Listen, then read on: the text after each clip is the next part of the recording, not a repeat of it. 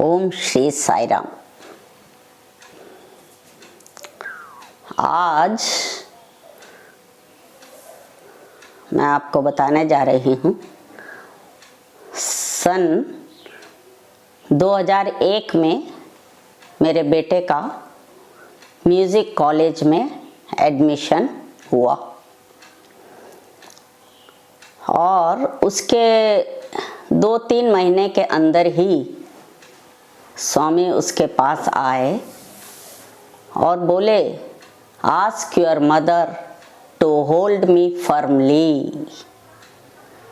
उसका पत्र आया। हम लोगों ने अब समझ लिया कि जरूर कुछ ऐसी घटना घटने वाली है, क्योंकि सन 62-63 में जब हमारी माताजी को इंटरव्यू दिया, हमारा पूरा परिवार था वहाँ, तो इंटरव्यू रूम में स्वामी ने दोनों हाथ से रोब को थोड़ा सा ऊपर किया अपने आप और बोले, मेरे पैर को दृढ़ता से पकड़ लो। तो उसके बाद करीब 20 साल बहुत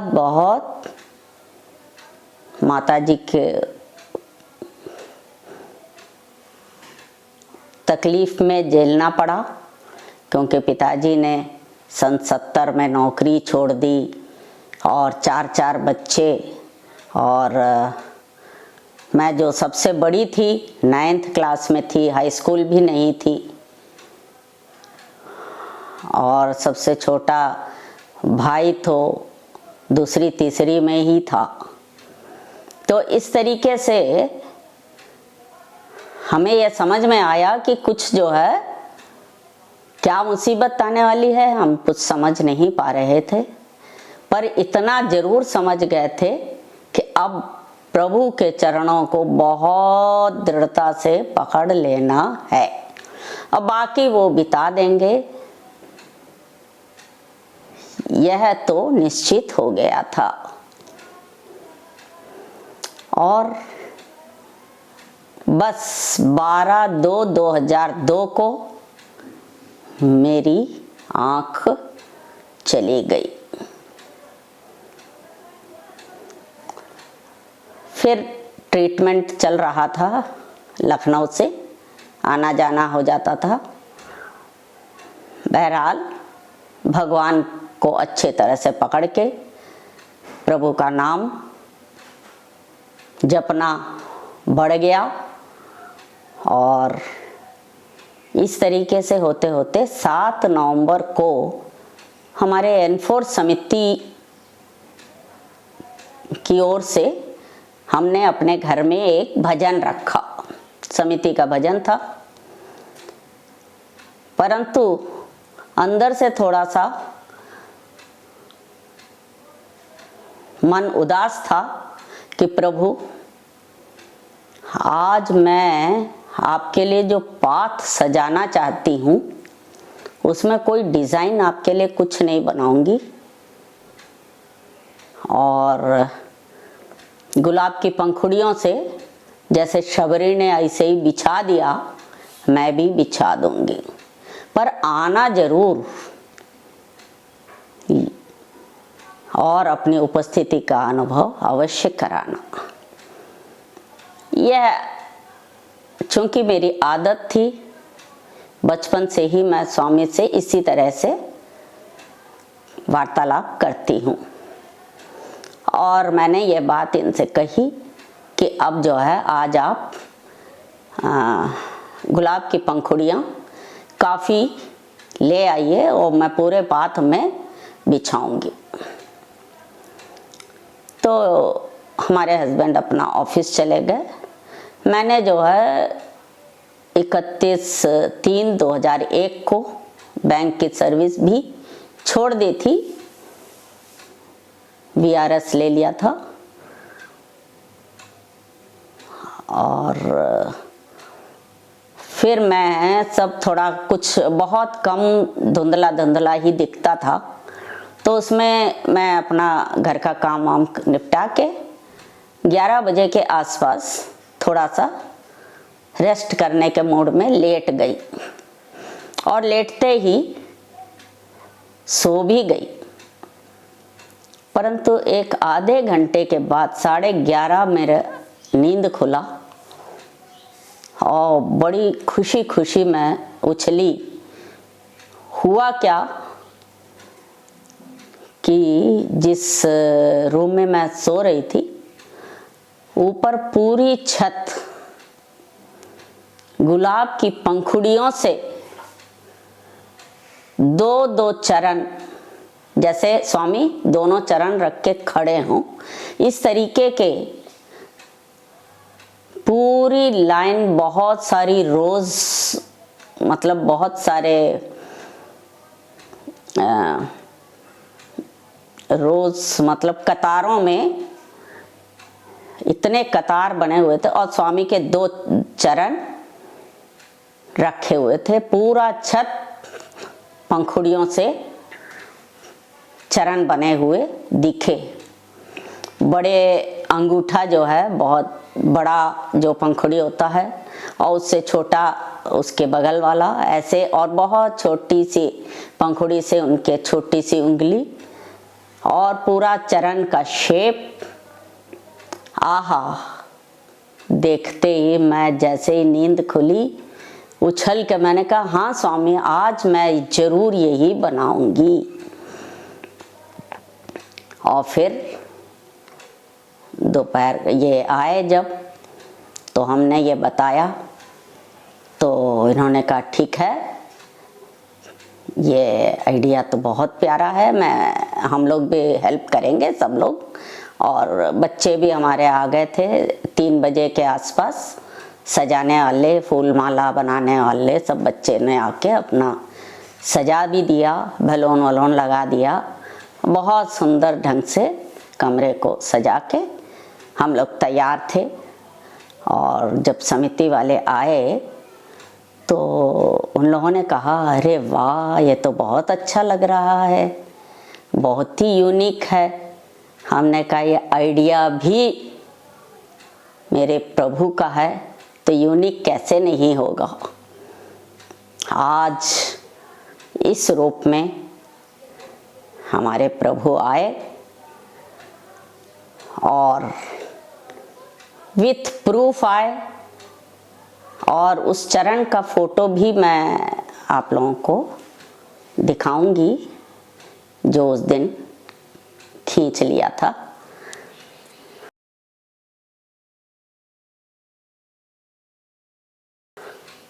स्वामी जो हैं बहुत बुलाया तो अपने घर आए। यहाँ मैंने अपने शब्द का प्रयोग किया है, तो यह घर उनका कैसे है उसके बारे में हम कल चर्चा करेंगे। आज यहीं विराम देती हूँ। जय साई राम। ओम श्री साई राम। एक बार हम लोग पुट्टपर्ती की यात्रा के लिए तैयार हुए। साल में 3-4 बार चले जाते थे, जब मन हो छुट्टी लेके अपना स्वामी के पास निकल जाते थे। तो इस बार जब जाने लगे तो उसके 3-4 दिन पहले हम लोगों ने टीवी में मुकेश का एक भजन सुना, तुम कहाँ छिपे भगवान करो मत देरी। और श्रीमती जी ने कहा कि भाई ये भजन आप तैयार करिए, गाइए और वहाँ स्वामी के सामने गाइएगा। हम लोग स्वामी जब दर्शन के लिए आते थे उसके पहले वहाँ गुनगुना लिया करते थे, क्योंकि स्वामी के आने के बाद तो आपको साइलेंस में बैठना है। वहाँ जाते ही 1-2 दिन बाद हमको फ्रंट रो मिल गया और मैं यही भजन वहाँ थोड़ी तेज आवाज़ में गा रहा था। और इस भजन को हमने लिख के अपने जेब में भी रख लिया था कि स्वामी आएंगे तो उनको दे देंगे। हमारे बगल में ही एक सज्जन बैठे थे, कोई 50-55 वर्ष के होंगे, और हमको गुनगुनाते देखते हुए उन्होंने कहा कि देखिए ऐसा है कि जब स्वामी आए दर्शन के लिए तो उस समय गाना मत गाइएगा, फिर स्वामी आएंगे नहीं पास में। अब वो हमसे बुजुर्ग थे तो हमने कहा हाँ साहब ठीक, नहीं गाएंगे, उस समय नहीं गाएंगे। अभी हम गाए ले रहे हैं क्योंकि हम ये था कि ये भजन हम उनको देंगे हमारे पास। वो बोले ऐसा है कि मैं नेपाल से आया हूँ और 5-6 महीने से यहाँ रुका हूँ और स्वामी मेरी चिट्ठी ही नहीं ले रहे। हमने कहा आज ले लेंगे, जब मेरी चिट्ठी लेंगे तो आपकी चिट्ठी भी ले लेंगे। थोड़ी देर में स्वामी का दर्शन चालू हुआ।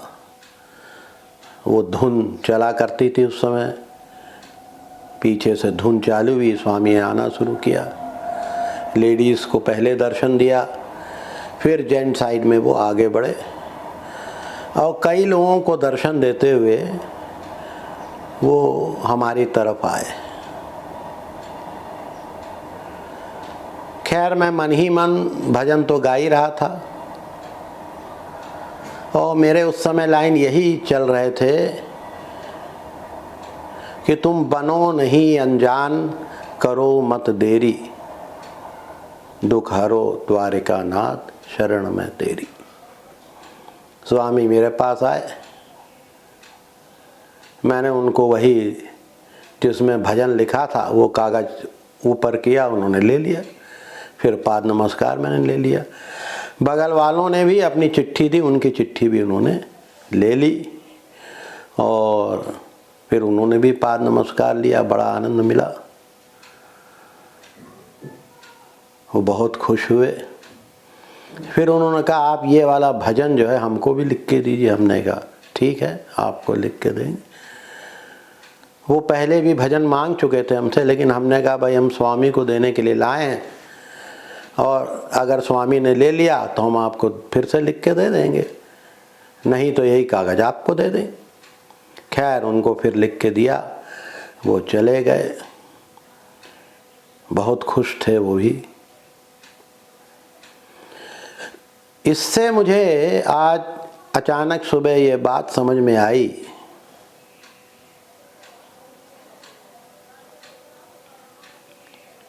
कि स्वामी को पाने का राज क्या है। खैर चलिए मैं पहले आपको वो भजन सुना देता हूँ। तुम कहाँ छिपे भगवान, करो मत देरी, दुख हरो द्वारका नाथ, शरण मैं तेरी। दुख हरो द्वारका नाथ, शरण मैं तेरी। दुख हरो द्वारका नाथ, शरण मैं तेरी। यही सुना है दीन बंधु तुम, सबका दुख हर लेते। जो निराश हैं उनकी झोली आशा से भर देते। अगर सुदामा होता मैं तो दौड़ द्वारे का आता। पाँव आंसुओं से धोकर मैं मन की आग बुझाता। तुम बनो नहीं अनजान, सुनो भगवान, करो मत देरी। दुख हरो द्वारका नाथ शरण मैं तेरी। जो भी शरण तुम्हारी आता उसको धीर बंधाते, नहीं डूबने देते दाता नैया पार लगाते। तुम न सुनोगे तो किसको मैं अपनी व्यथा सुनाऊं, और द्वार तुम्हारा छोड़ के भगवन और कहाँ मैं जाऊं। प्रभु कब से रहा पुकार मैं तेरे द्वार, करो मत देरी। दुख हरो द्वारका नाथ शरण मैं तेरी। दुख हरो द्वारका नाथ शरण मैं तेरी। हाँ, तो मैं कह रहा था सुबह आज मुझे ख्याल आया कि हम लोग भगवान की तलाश में हैं। जैसे हम लोग सब बच्चों के साथ आइस पाइस का गेम खेलते हैं, लुका छुपी का, वही लुका छुपी का खेल है। हम प्रभु को ढूंढ रहे हैं, ढूंढ ही नहीं पाते। जहाँ सोचते हैं यहाँ छुपे हैं, वहाँ देखते हैं वहाँ ही नहीं। वो बहुत माहिर हैं छुपने में।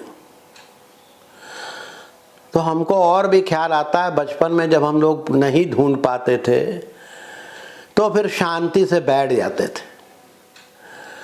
फिर जो आदमी छुपा है ना, जिसको ढूंढना है, वो भी बोर होके अपने आप ही बाहर निकल आता था। ये मैं यहाँ छुपा हूं। ऐसे ही हमको लगा प्रभु के साथ भी है। हम अपनी व्यथा का परिश्रम छोड़ के अगर शरणागत हो जाएं, हाथ पांव छोड़ दें, ढीले कर दें, शांत हो जाएं कि ठीक है प्रभु, अब तुम्हें जब दिखाना हो तब दिखाना, तुम तो हो जहाँ हो वहाँ रहो, तो स्वामी प्रेम बस अपने आप प्रकट हो जाएंगे। तो उनको प्रकट करने का, उनको ढूंढ पाने का नज़र उनकी शरण में हो जाना ही है, और इसके अलावा कुछ नहीं है। क्योंकि ये उन्हीं का खेल है, वो बहुत माहिर है। वो ऐसे छुपता है कि हम ढूंढ ही नहीं पाते, और जहाँ हम सोचते नहीं हैं वहीं वो मिल जाता। हर जगह वो है। ऐसा वो छुपा हुआ रुस्तम है। बस उसकी शरण में जाइए, वही उसका इलाज है। जय साईं राम।